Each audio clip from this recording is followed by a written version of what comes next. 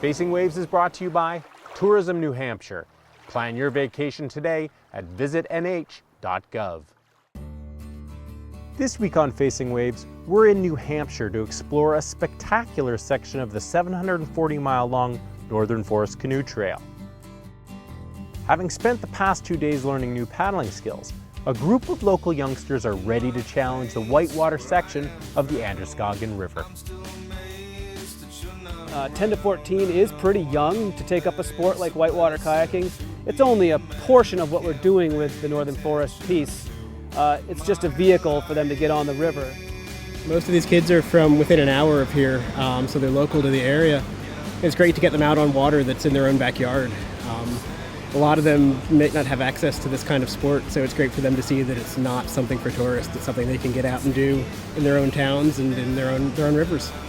This is pretty unique. This is something that the Northern Forest Canoe Trail has been doing for about 4 or 5 years now, and it's just grown in numbers. Our first trip that we did, we had maybe 6 kids on, and they've been telling their friends and telling their friends, and it's really just grown to the point where a lot of the trips look like they're full for the year.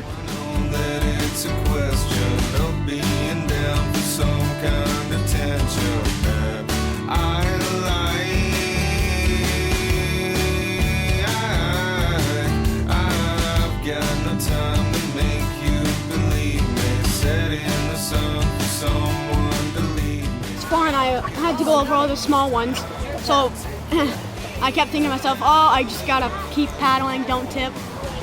Oh, first time ever, and I didn't flip over. You just have to keep paddling, and cause if you stop and you think you're gonna flip over, it's not gonna help your chances of not flipping over. So you have to just keep paddling and just be ready in case you do. I can't wait to go through it again.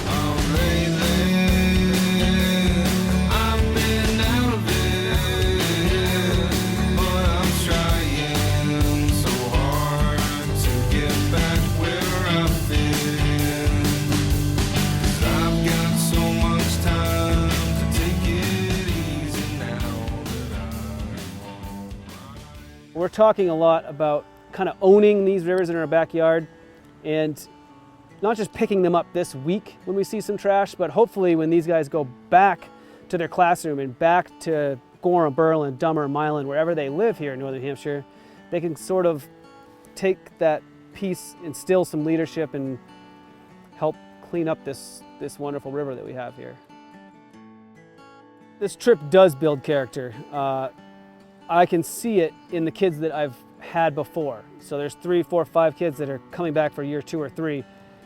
And yes, they're growing up, and so they're getting this stuff at school anyways, but I've noticed a lot of positive reinforcement for the kids that are having, normal growing pains into this sport, but that these guys weren't doing before. So I think those are some of the skills that are learned right here in 5 days.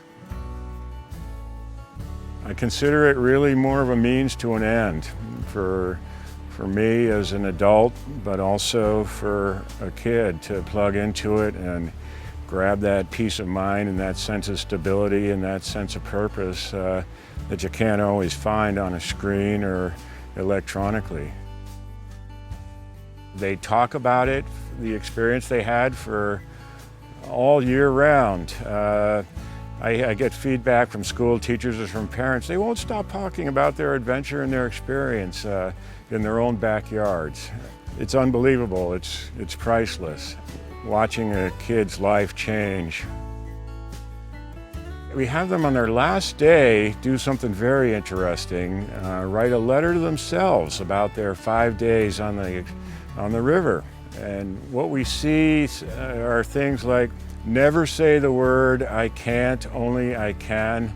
Cherish every breath that you take.